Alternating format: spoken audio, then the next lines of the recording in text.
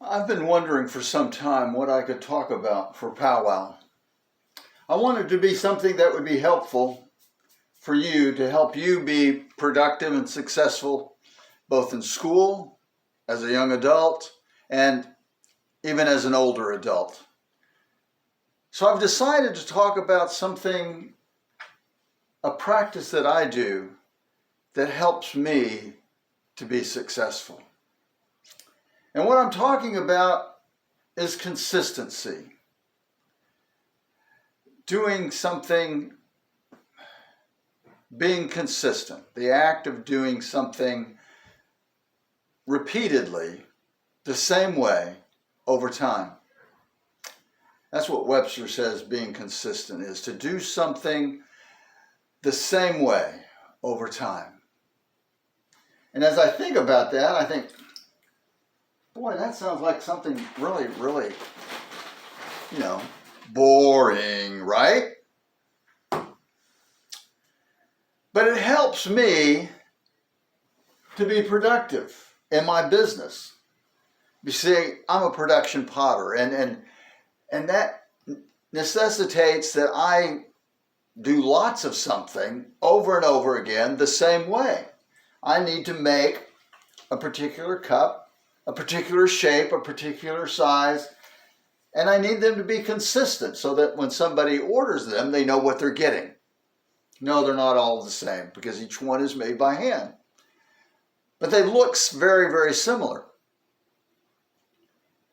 And what allows me to do that is that I have developed a practice of consistency.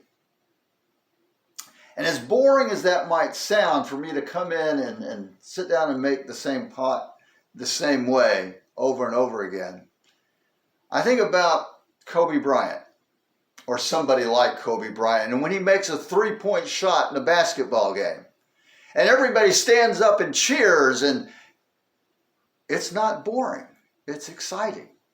And what about when they're 2 points behind and he makes the second three-point shot and all of a sudden they're 1 point ahead? What about the third shot that he makes? The fourth shot in the same game? It's exciting. And what allows the excitement, what allows the amazement, is the fact that he's practiced that shot the same way over and over again. You know, when he's on the basketball court and he's practicing, he probably runs the same route, pulls up at the same spot in the court, jumps the same way, the same height, makes the exact same motion with his throwing arm, and sinks that shot. And he's done it hundreds of times. Well, when I'm making pottery, some people tell me I make it look easy. And I guess I do, because when I demonstrate for my class making a pot on the potter's wheel and the students want to do it, they think it looks easy, they think it will be easy, but after a couple of days of trying, they suddenly realize, gosh, it's not so easy. It takes some work, it takes some practice. And I think most of them are surprised at how much practice it takes. But you can see here these cups I've made today, and it's only a few. I usually make a lot more than that, but they look fairly similar. And I've made them the same way over and over again. And what allows me to make them the same shape is practice. I think about when I was in high school and I played baseball. And I played catcher, and we would practice. We would rehearse. Making the play to second base, so trying to catch a runner, trying to steal second base. It would be I and the pitcher and the second baseman and the shortstop. And the pitcher would make the pitch to me. The shortstop would run and cover the base, and the second baseman would back up the shortstop. And I would after receiving the pitch, I'd come up out of my stance and I'd make the throw to second, and there was a specific spot that that ball was supposed to be at.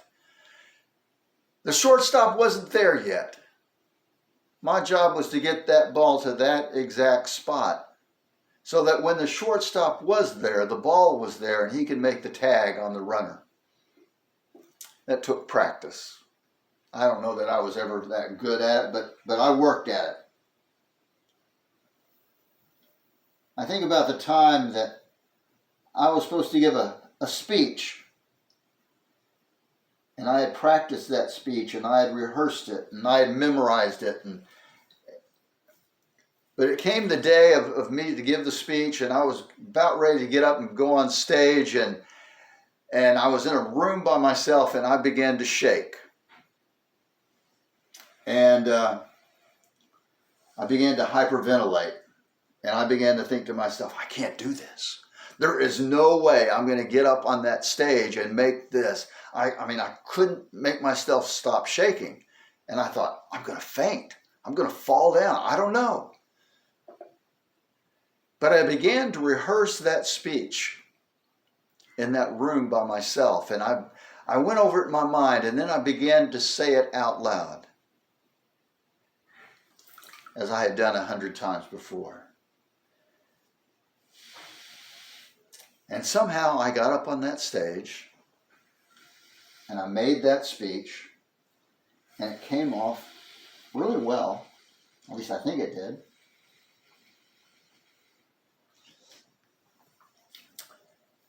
And I guess what I'm talking about is rehearsing, practicing life, living life in such a way that you're doing the same thing the same way. So that when you're in a difficult situation, you've rehearsed doing the right thing, making the right decision, responding the right way.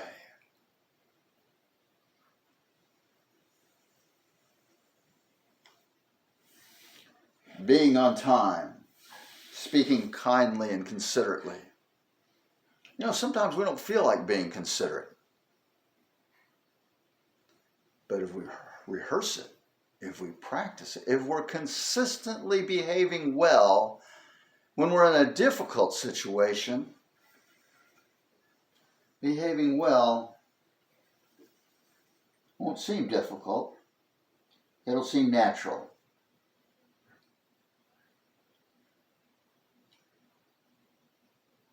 And we'll be successful in life.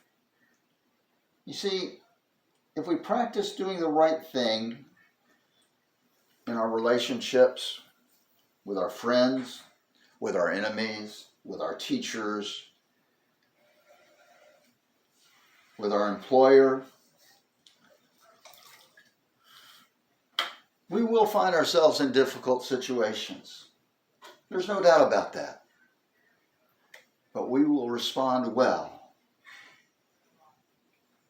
consistently well, because we have practiced being consistent in our life. I hope that makes sense.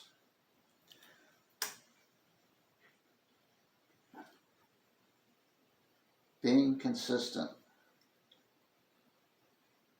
will empower you to do things you might think are difficult, that might seem impossible. The student that consistently studies is consistently prepared,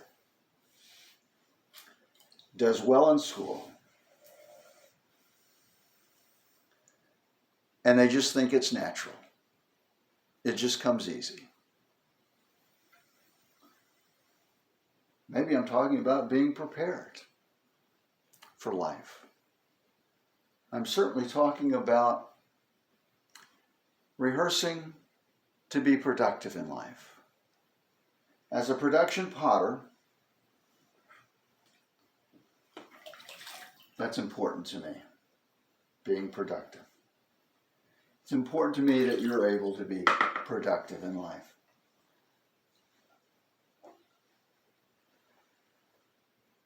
Not the same as everybody else.